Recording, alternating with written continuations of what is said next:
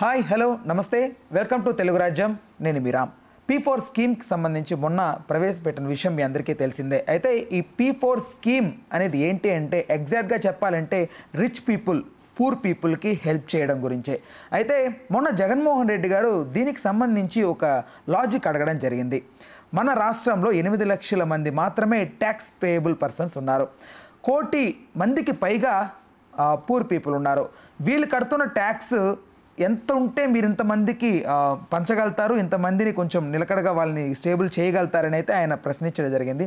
ఓవరాల్గా ఈ అంశం గురించి చర్చించడానికి ప్రముఖ పొలిటికల్ అనలిస్ట్ కేఎస్ ప్రసాద్ గారు మనతో ఉన్నారు. ఆయనతో మాట్లాడి మరిన్ని వివరాలు తెలుసుకుందాం.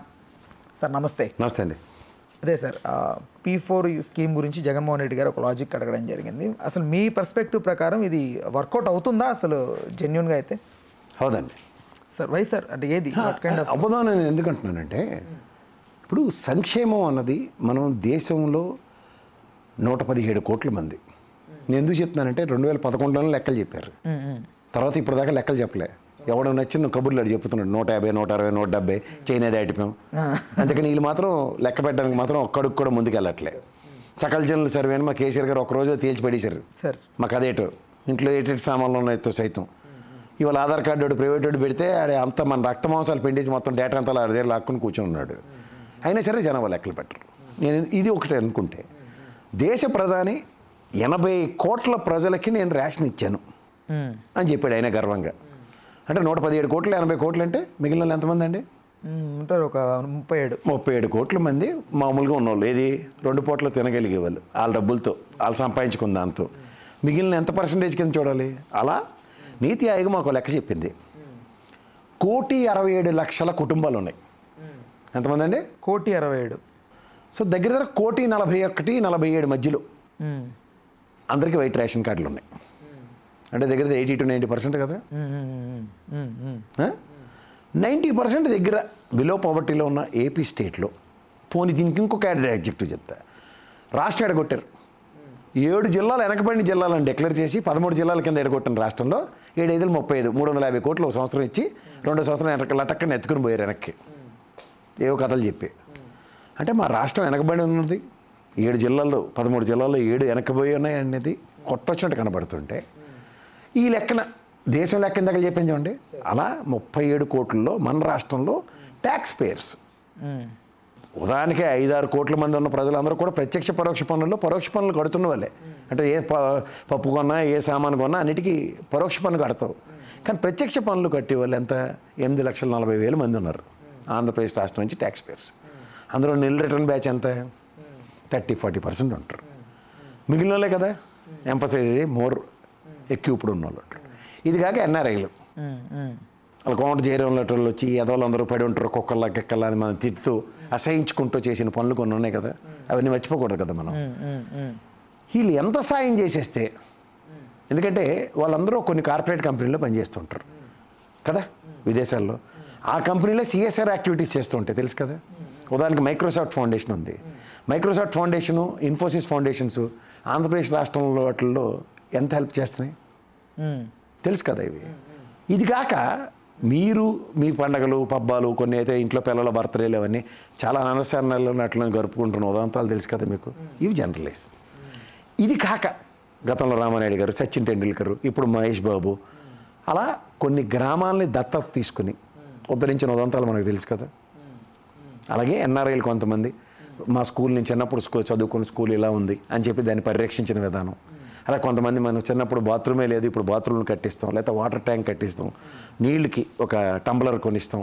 ఇలా ఎవరు స్వచ్ఛందంగా వాళ్ళు పనులు చేస్తున్నారు లేదు. చాలా వరకు చాలా మంది దీన్ని ఒక black money to white money చేసే ఒక ప్రక్రియగా మాట్లాడుతుంటారు సార్.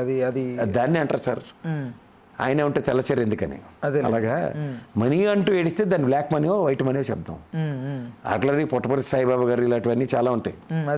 వాటి మీద చాలా మాటలు చాలా రకాలుగా మాడేవారు కూడా. 60-40 70-30 అని. అలా ట్రస్టులు చాలా ఉన్నాయి. ఇవి కాక నేను చెప్తున్నవి ఏంటంటే ఈరోజు ఇవాళ ఉన్న సర్కమ్స్టాన్సెస్లో మీరు ఎవరిని ఐడెంటిఫై చేసి ఎవరికి ఇస్తున్నారు? ఊరు మొత్తం మీదే 20 లక్షల మందిని ఐడెంటిఫై చేస్తూ ఉంటున్నారు. 90% పీపుల్లో 20 lakhs అంటే ఎంత చెప్పండి? 1,47,00,000 కుటుంబాలు అనుకుంటే కుటుంబానికి 4 వేద్దాం అగ్రిగేట్న ఎంతమంది సార్? ఇంటూ 4 అంటే 6 దగ్గర దగ్గర 5 కోట్ల మంది కదా, 5-6 కోట్లు. జనాభా లెక్కెడితే 6 కోట్లు. నీతి ఆయోగ్ లెక్క ప్రకారం 5 కోట్ల మందికి నువ్వు 20 లక్షలు అంటే ఎవడు ముక్కులో పెట్టడానికి? చెప్పండి. నేను ఒక చిన్నదే చెప్తాను, నా అనుభవమే చెప్తాను. సార్ నేను క్లాస్ లీడర్ కింద ఉండేవాడిని, నేను చదువుకుంటున్న స్కూల్లో. మాకు యూనిఫామ్ సడన్గా పెట్టారు.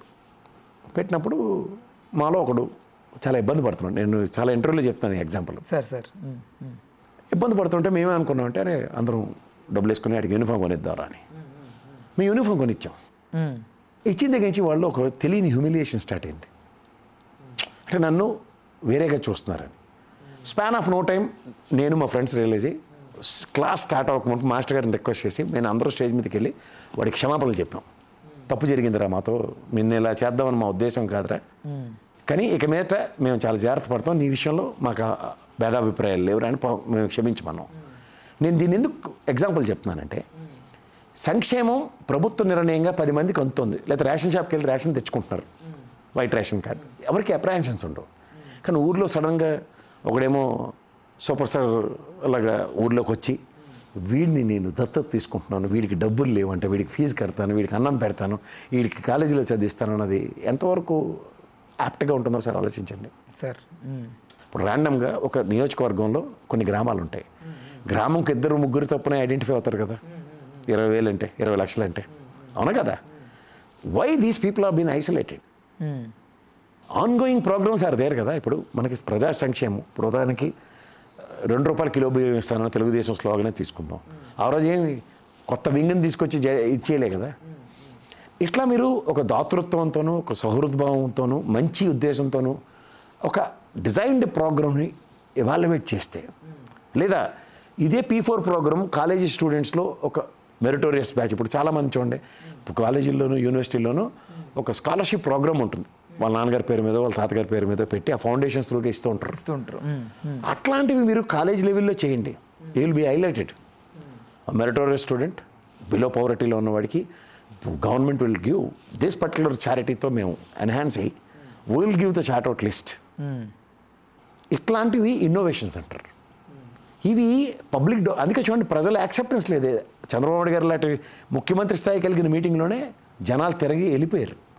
ఆయనే చెప్పుకున్నాడు, వెళ్ళిపోయారు మీటింగ్కి, వీళ్ళు ఉండలేరు, అందుకే వెళ్తావు బాధ అన్నట్టుగా మాట్లాడిన ఆయన బాధను ఎక్స్ప్రెస్ చేశాడు. దాని గ్రీఫ్ అన్న పీపుల్.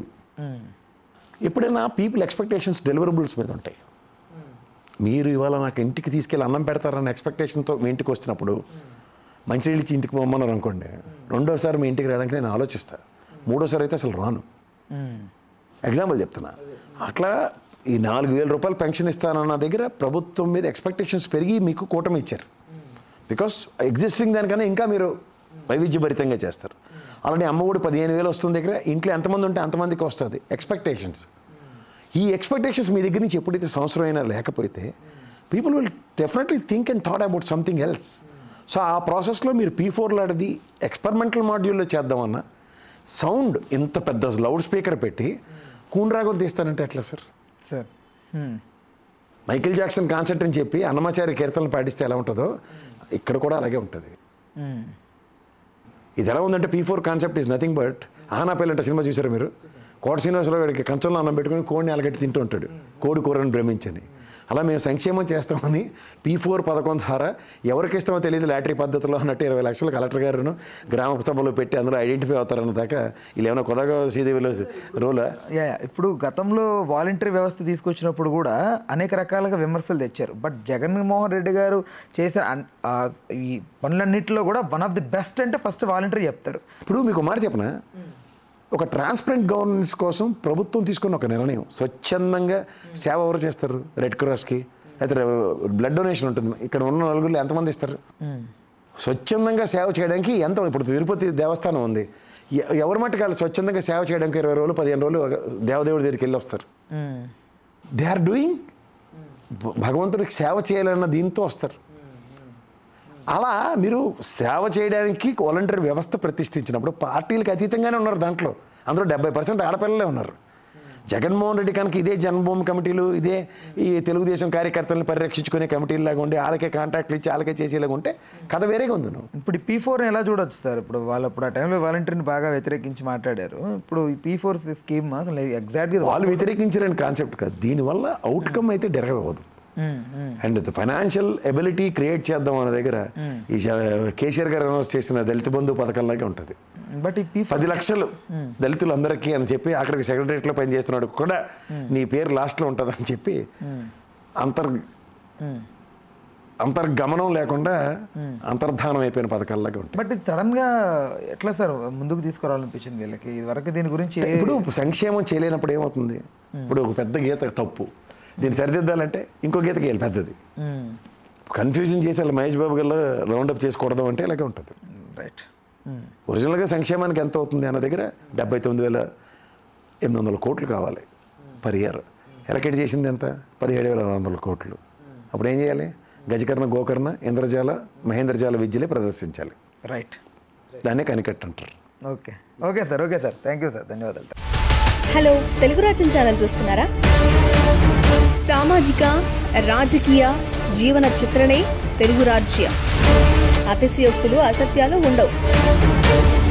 రాజకీయ కోణం కాదు, ప్రజా కోణమే కొలబద్ద. తెలుగు రాజ్యం వీక్షణ మీ ఉత్తమ అభిరుచికి నిదర్శనం.